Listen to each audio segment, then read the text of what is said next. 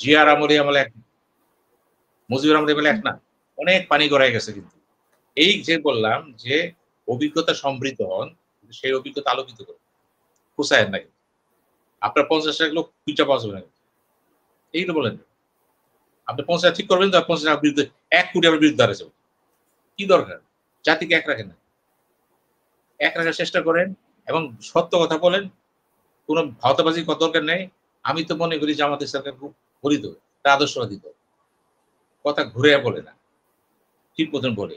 কিন্তু আমি বলতে চাই, আমি যদি আপনাদের অ্যানালাইসিস করি, যদি আপনি ক্ষমতা যেতে চান, আমি অনেক কিছুই বলতে পারি যারা পারবে না, অনেক কিছুই বলতেছেন অবস্থা কথা। যেমন ধরেন আপনি বলি, ঘটনার করে বলি, মুক্তিযুদ্ধের কথা বলছি তো 50 লাখ, ধরেন জামাত ইসলাম ক্ষমতা চলে গেছে, প্রথম কাজটা কার সাথে হবে? সুদটা কি? কোরআনে যে সুদের ব্যাখ্যা দেওয়া আছে, ওই সুদ আর আমাদের ব্যাংকিং সুদ কি এক জিনিস? বিতর্ক আছে কিন্তু এখানে ইসলামী জগৎ। ওই সুদটা কোন আমলে ছিল? মক্কা, ওই আমলে। আর এখনকার যে সুদ প্রথা, ব্যাংকের টাকা রাখলেন, ব্যাংকের টাকা রাখবেন, ব্যাংক টাকা বয়ে থাকবে, আর আপনার প্রফিট দিবে না। ব্যাংক টাকা সচল রাখবে, অর্থনীতি টাকা করবে তো। কাজেই বর্তমান সময়ের প্রেক্ষাপটে ব্যাংকিং কনসেপ্টটা চেঞ্জ হয়ে গেছে ইসলামী জগৎ। যে সমস্ত ব্যাংকগুলো এখানে আছে, লস এন্ড প্রফিট, বাধাবাজি, কিসের লস কিসের প্রফিট, আপনি সব জায়গায় ব্যবসা করবেন? সত্যিকারের যদি সুদের ব্যাখ্যা আসে, তাহলে আপনি বসেন আগে কোরআনিক সুদটা কাকে মিন করছে, কোন প্যাটার্নকে মিন করছে, তখন সম্পদ কত রুজু। ব্যাংক না থাকলে ব্যবসা নাই, সরকার চলবে না, বৈদেশিক সাহায্য আসবে না, প্রজেক্ট হবে না, বাস্তব। এটা সব বন্ধ হয়ে যাবে। তখন ঘুরে কথা বলবেন না, সাহসের মতো কথা বলেন, ক্ষমতা না যে ওই যে কথা আছে না, দুঃসময়। না, আমরা দেখতে পাচ্ছি যে জামাত বিভিন্ন ভাবে মানুষকে মানে খুশি করার চেষ্টা করছে, বিশেষ করে নারীদের ব্যাপারে, তারপরে সংখ্যালঘুদের ব্যাপারে বিভিন্ন সিদ্ধান্ত নিয়ে। তো আপনার কি মনে হয় নারীদের ক্ষেত্রে এখনকার বয়ানটা তারা ধরে রাখতে পারবে কিনা? আমি বলি আপনাকে, শোনে, রাসূল যখন মক্কা বিজয় করলো, যারা বিধর্মী ছিল, যারা জিজিয়া কর দিত, জিজিয়া কর বোঝেন? জিজিয়া কর দিবে না, হয় বলে দিবেন আপনি, জিজিয়া, হিন্দুরা বৌদ্ধরা জিজিয়া কর দেন, তা হবে? এক একটা কনসেপ্ট কিন্তু এক এক সময় প্রযোজ্য হয়ে যায়। রাসূলের সময় অনেক কিছু ছিল যেগুলো প্রযোজ্য ছিল, আপনাকে দেখবেন ওই জিনিসগুলো ফান্ডামেন্টাল প্রিন্সিপালটা এখন প্রযোজ্য। মূল কথা ছিল কি? ঐক্যবদ্ধ সমাজ, মানুষের মূল্য, নারীর ইজ্জত এবং একটা দুর্নীতিমুক্ত সমাজ। এটা হচ্ছে ফান্ডামেন্টাল কোয়েশ্চেন। এটা করতে ওই সময় অনেক কিছু করা হয়েছে। এখন ওইটা তো এখানে হবে না, ওইটা এখন হবে। নারীদের কথা আপনি বলছেন, ভালো কথা বলছেন, আপনি সংখ্যালঘুর কথা বলছেন, সংখ্যালঘুরা তো সমাজের একটা পার্ট। আপনার এখানে আছে, ভারতে নাই। আমাদের হিন্দুরা সংখ্যালঘু, ভারতে মুসলমানরা সংখ্যালঘু, বৌদ্ধরা সংখ্যালঘু। আপনি তাকে টর্চার করবেন, সে তাকে টর্চার করবে। আপনাকে লক্ষ্য রাখতে হবে। কিন্তু ওই যে লাদাখে কি হইতেছে দেখেন তো, ওখানে বৌদ্ধ আছে, হিন্দুদের কিন্তু বের করে দেওয়া হচ্ছে, কিন্তু হিন্দু পুরোহিতদের। কেন? এটা প্রতিবাদ করেন। মানুষের জন্মস্থানে তার জন্ম, এটা আমার জায়গা। আমি জন্মগত হয়তো মানুষ, এই ভূমির মালিক।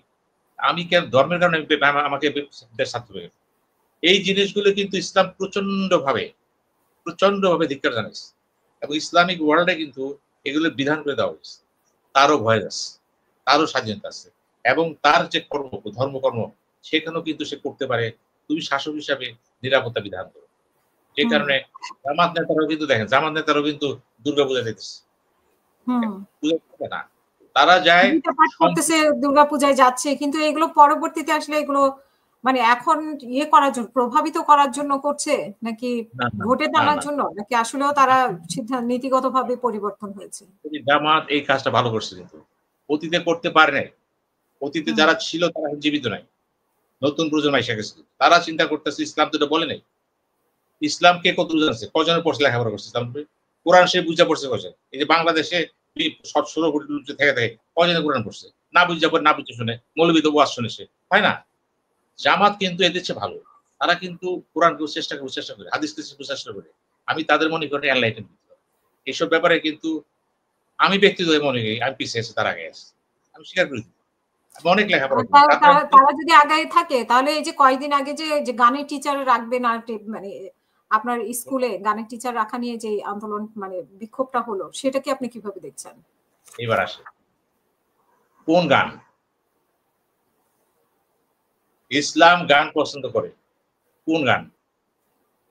যেই গানে হামনাথ আমরা জানি যে এটাই কথা হলো, যেই গানে আল্লাহর সার্বভৌমত্ব, আল্লাহর প্রশংসা থাকে, যেই গানে সমাজের বিদ্বেষী, যে গানে অযথা প্রেম প্রীতির কথা না বলা হয়, নারী পুরুষের লালায় দেওয়া না হয়, ওদের প্রস্তুত করেন।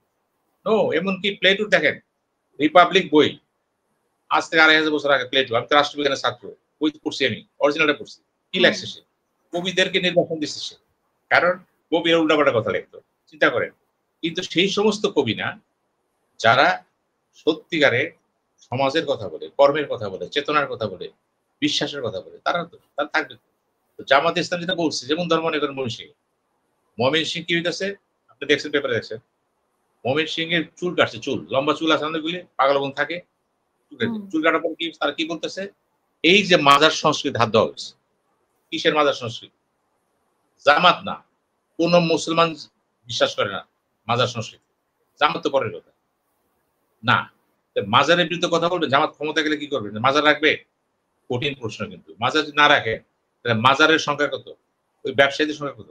এবং আসে পীররা, পীর দরবেশটা থাকবে? ইসলামে তো নাই, নাই। তো জামাত ইসলাম কিন্তু পাওয়ারে যায়নি, যাওয়ার আগে প্রশ্নটা আনতে চাচ্ছি। এগুলি যাওয়ার পরে বুঝা যাইব সে কতটুকু কম্প্রোমাইজ করবে ফর দ্য টাইম বিং। অর্থাৎ সে তখন কি বলে জানেন, একদিনে করা যাবে না। কোরআন যেমন 23 বছর আছে, 23 বছরে পৃথিবীর সর্বশ্রেষ্ঠ মানবের উপর 23 বছর। জামাত বলবে আমার লাগবে 100 বছর। আমি শুরু করলাম, আমি একমত, শুরু করলাম। কিন্তু আপনি যদি প্রত্যাশা করেন পরদিনই সমস্ত স্কুল বন্ধ, কিন্ডারগার্টেন বন্ধ হয়ে যাবো, ইউনিভার্সিটি কলেজ বন্ধ হয়ে যাবো, রাতারাতি চেঞ্জ করে ফেলবে তা না। রাতারাতি আল্লাহ করে নাই। আল্লাহ কি বলছে কোরআন শরীফে? আমি বলি হয়ে যায়। তারপর আল্লাহ বলছে পৃথিবীর সৃষ্টি করেছে কয়দিনে? 6 দিন। এই 6 দিন কি আমাদের দিন? এই 24 ঘন্টা না, এটা আল্লাহর দিন। আল্লাহ বলেন কিছু কিছু হয়ে যায়, কিছু কিছু ধীরে ধীরে হয়, এভলিউশন। কেন হয়? আল্লাহ বুঝিয়ে দিয়েছে মানুষ। বাদ দিয়ে আমি শেষ করবেন।